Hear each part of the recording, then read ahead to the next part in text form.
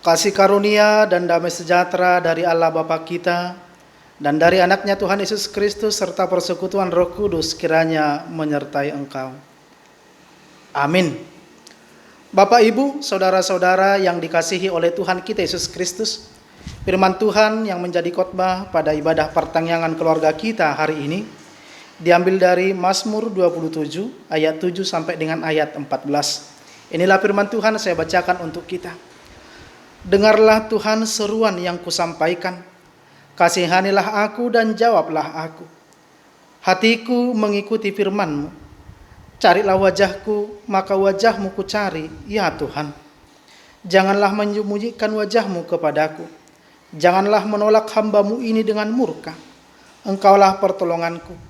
Janganlah membuang aku, dan janganlah meninggalkan aku, ya Allah penyelamatku. Sekalipun ayahku dan ibuku meninggalkan aku, namun Tuhan menyambut aku. Tunjukkanlah jalan-Mu kepadaku, ya Tuhan, dan tuntunlah aku di jalan yang rata oleh sebab seteruku. Janganlah menyerahkan aku kepada nafsu lawanku, sebab telah bangkit menyerang aku saksi-saksi dusta dan orang-orang yang bernapaskan kelaliman. Sesungguhnya aku percaya akan melihat kebaikan Tuhan di negeri orang-orang yang hidup. Nantikanlah Tuhan, kuatkanlah dan teguhkanlah hatimu. Ya, nantikanlah Tuhan. Demikian firman Tuhan. Bapak, Ibu, saudara-saudara yang dikasihi oleh Tuhan kita Yesus Kristus, mungkin kita sering mengira bahwa orang yang telah dipilih oleh Tuhan sebagai hambanya seperti Daud tidak akan menghadapi kesulitan lagi dalam kehidupannya. Tetapi saudara-saudara, pemahaman itu ternyata salah. Sebab jika kita lihat dalam nats kita ini, Daud sedang dilanda kecemasan. Dia menghadapi berbagai persoalan. Dia difitnah, bahkan menerima tekanan ancaman akan pembunuhan. Dalam situasi yang demikian, dalam situasi yang tertekan, Daud merasa bahwa Tuhan tidak lagi mendengar setiap seruannya. Dalam situasi yang demikian, Daud merasa bahwa Tuhan tidak lagi berpihak terhadap dia. Daud merasa bahwa Tuhan tidak peduli dengan doa-doa ataupun seruan dari Daud sendiri. Tetapi saudara-saudara, walaupun demikian, dia tidak pernah berputus asa. Malah Daud semakin mendekatkan diri kepada Tuhan. Dia semakin berseru memohon pertolongan agar Tuhan memberikan jalan keluar dari berbagai pergumulan yang dia hadapi. Kenapa hal itu bisa terjadi, saudara-saudara? Ada beberapa alasan yang dapat kita temui dalam nats kita ini. Yang pertama, saudara-saudara, Raja Daud yakin bahwa Tuhan satu-satunya yang sanggup melepaskan dia dari berbagai kesulitan yang sedang ia hadapi. Yang kedua, saudara-saudara, dia yakin bahwa Tuhan pasti akan mendengarkan setiap doa dan permohonannya. Yang ketiga, Daud yakin bahwa dia telah melakukan apa yang dikehendaki oleh Tuhan. Oleh karena itu, Allah tidak mungkin meninggalkan dia. Yang keempat, Daud yakin bahwa Tuhan mengasihinya lebih dari kasih orang tua terhadap anak-anaknya. Yang kelima, Tuhan pasti memberikan kekuatan kepadanya untuk melawan setiap musuh yang bangkit untuk menyerang dia. Yang keenam, Daud yakin bahwa Tuhan pasti akan memberikan kebaikan di tengah-tengah kehidupannya. Bapak, Ibu, saudara-saudara yang dikasihi oleh Tuhan Yesus Kristus, mungkin kita sering merasakan seperti apa yang dirasakan oleh Daud dalam nats kita ini. Mungkin kita merasa tidak nyaman akan kehidupan kita. Kita mungkin merasa bahwa Tuhan tidak lagi peduli terhadap kehidupan kita. Mungkin kita merasa bahwa Tuhan tidak lagi mendengarkan setiap doa-doa permohonan kita. Apalagi di masa pandemi corona ini. Mungkin setiap hari kita telah berdoa kepada Tuhan agar Tuhan memberikan jalan keluar, melepaskan kita dari wabah virus corona yang sedang kita hadapi. Tetapi saudara-saudara, sampai saat ini hal itu tak kunjung tiba di tengah-tengah kehidupan kita.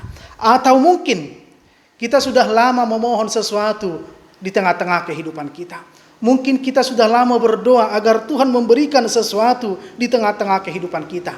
Misalnya diberikan jodoh bagi Naposo yang belum berkeluarga. Mungkin diberikan keturunan bagi keluarga yang belum mendapatkan momongan. Mungkin diberikan kesembuhan bagi orang-orang yang sedang sakit. Mungkin diberikan kenyamanan, ketenangan bagi orang-orang yang sedang bergumul. Diberikan pekerjaan yang baik, diberikan jabatan yang baik, atau yang lain sebagainya. Tetapi apa yang kita minta, kita mohon kepada Tuhan sampai saat ini tak kunjung tiba, belum dikabulkan oleh Tuhan. Saudara-saudara, dalam situasi yang demikian, apa yang harus kita perbuat di tengah-tengah kehidupan kita? Apakah kita berputus asa? Atau apakah kita harus menyalahkan Tuhan di tengah-tengah kehidupan kita? Saudara-saudara, apa yang harus kita perbuat di tengah-tengah kehidupan kita, di tengah-tengah situasi yang demikian, itulah yang menjadi pelajaran bagi kita melalui Nats Khotbah ini.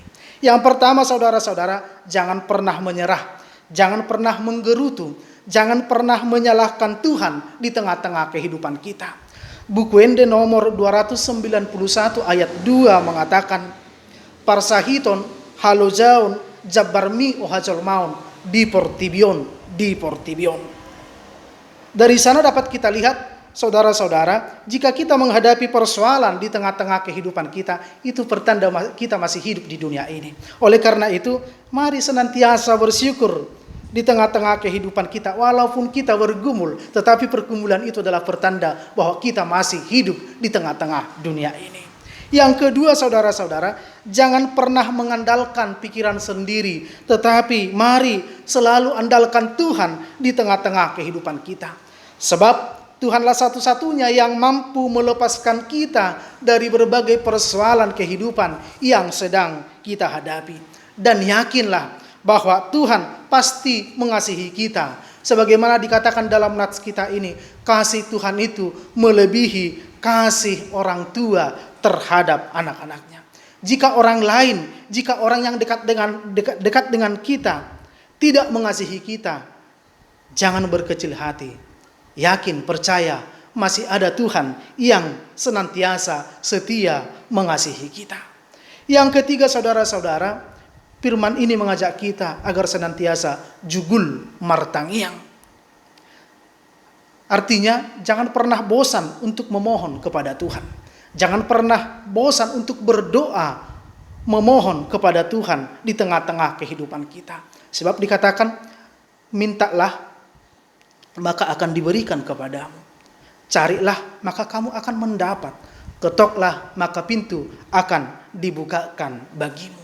Namun saudara-saudara, perlu kita ingat bahwa Tuhan tidak selalu memenuhi apa yang kita inginkan secepat yang kita bayangkan. Tuhan tidak selamanya memberikan apa yang kita inginkan secepat apa yang kita bayangkan. Tuhan tidak pernah tergesa-gesa. Tuhan tahu apa yang kita butuhkan saat ini. Tuhan tahu apa yang kita butuhkan di tengah-tengah kehidupan kita saat ini. Oleh karena itu, saudara-saudara, jika doa dan permohonan kita belum dikabulkan oleh Tuhan, kita harus belajar untuk menunggu di tengah-tengah kehidupan kita. Menyadari bahwa jawaban yang kita cari belum saatnya muncul. Belum saatnya dikabulkan oleh Tuhan. Menunggu kehendak Tuhan bukanlah suatu penantian yang sia-sia. Menunggu kehendak Tuhan bukanlah suatu penantian yang muram ataupun kekhawatiran yang penuh keresahan. Tetapi penantian itu merupakan sesuatu hal yang terus maju ke depan dengan penuh keyakinan kepada Allah, bahwa Allah akan menjawab setiap doa-doa dan permohonan kita.